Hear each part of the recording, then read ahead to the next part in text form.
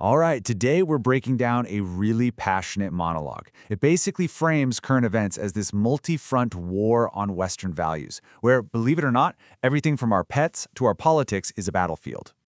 Okay, so here's how we're going to tackle this. We're going to look at three core themes the speaker uses to build their case. First up, something you might not expect: dogs. Then we'll get into this whole idea of Christianity being framed as some kind of new, dangerous movement.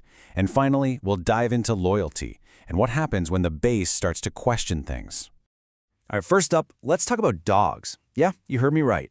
The speaker here kicks things off with a pretty wild political controversy to make a bigger point, that our love for our pets has basically become this cultural line in the sand, a line so powerful, they argue, it could actually bring a seriously divided country together. And this is the quote that sets the whole thing in motion. It's from a Florida Republican, and wow, it is direct. It immediately frames the debate as this really stark, black and white choice. It sets up what the speaker sees as a direct clash between two totally different value systems. So, of course, this comment sparks immediate political backlash. The speaker highlights people like California Governor Gavin Newsom and AOC calling for his resignation. But here's the key part. This reaction isn't just presented as, political disagreement. It's framed as a full-on, coordinated attack against a viewpoint that the speaker feels is totally mainstream in America. And what's really interesting is how the speaker then talks about pets. They say, these four-legged people, they straight up call them people and kids, this isn't just about animals anymore. It's about elevating them to the status of family, which, really strengthens the emotional punch of the whole argument. And to really drive this home, the speaker gets personal. They share stories about their own dogs, how they cook all their meals and paid a huge emergency vet bill without even blinking. These stories are all about showing that deep, deep bond, both emotionally and, financially. So, the speaker then creates this super sharp contrast. On one side, you have this view of dogs as four-legged people, these bundles of love. But on the other side, they present this alleged view from an activist in New York who supposedly said dogs are not part of Islam and even called for them to be banned. You can see the clash they're setting up here. And this brings us to the real punchline of this section. The speaker's point is that, hey, maybe Americans have put up with a lot of cultural changes, but this, attacking the place of dogs in our lives, that's a fundamental line you just don't cross. They call it the bridge too far. And this is where it all comes together. The speaker claims this is a potential unification moment. The idea is that this love for pets is so universal, so powerful, that it could actually unite people who disagree on everything else against what they're framing as this external cultural threat. It's about finding common ground in a very unexpected place. Okay, let's pivot to the second major theme.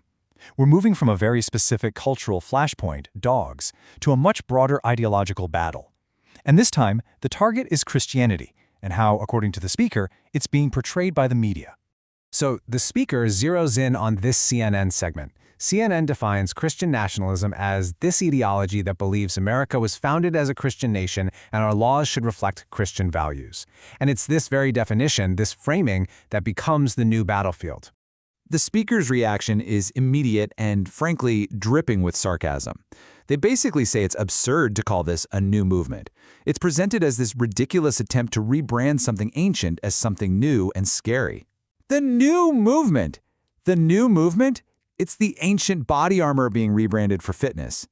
Then, the monologue picks apart the specific words CNN uses, words like special project, growing influence, and the big one, radicalized.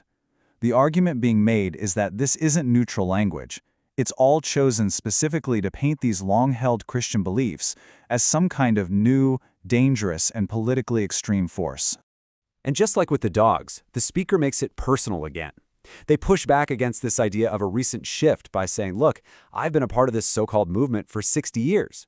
They're trying to normalize it, to say this isn't some new radical thing, it's just a traditional part of American life. So the conclusion here is pretty stark. The speaker claims this isn't journalism at all. It's a deliberate attempt to gaslight people. The ultimate goal, they argue, is to destroy everything we consider important by labeling these core cultural values as some dangerous new movement. All right, now for the third and final act. The focus shifts dramatically. We've talked about external threats, from culture, from the media, but now the monologue turns inward. It's about a conflict brewing right inside the conservative movement, a real crisis of loyalty. And this whole section revolves around one big question. What happens when a true believer turns? The speaker uses the example of Sean Ryan, who was apparently a huge Trump supporter who is now completely thrown in the towel. So why would someone like that just flip? And Ryan's criticism, as it's presented here, it comes from a place of deep disappointment. He's basically asking if the administration cares more about good economic headlines than about justice. You can feel the frustration just boiling over. He then takes aim at probably the most famous campaign promise from 2016, drain the swamp. He flat out asks if it was just another bullshit lie. He's questioning the entire premise of the movement he supported. But the speaker comes back with a defense. And it's a defense built on faith, really. They say, you don't know what he's doing. The argument is that there's no way a man who has been, in their words, victimized and weaponized against, like Trump has, would just let it all go. It's essentially an appeal to trust that a plan is in motion, even if you can't see it. And to back this up, they list everything they believe Trump has been through. We're talking indictments, 2 impeachments, his home being searched, and even, they claim, attempts on his life. All of this is presented as evidence. The logic is, why would he go through all that just to give up on the very thing he's being attacked for? So when you put it all together, you see what the monologue is doing. It's weaving these 3 seemingly disconnected threads into a single narrative. It's a war on 3 fronts: a cultural attack, an ideological one, and an internal crisis of loyalty. And all of this really leaves us with one big critical question that the material poses. When the stakes are this high, a fight for the very identity of a nation, does defending your culture mean you have to give unconditional loyalty to one leader? That's the question at the very heart of this.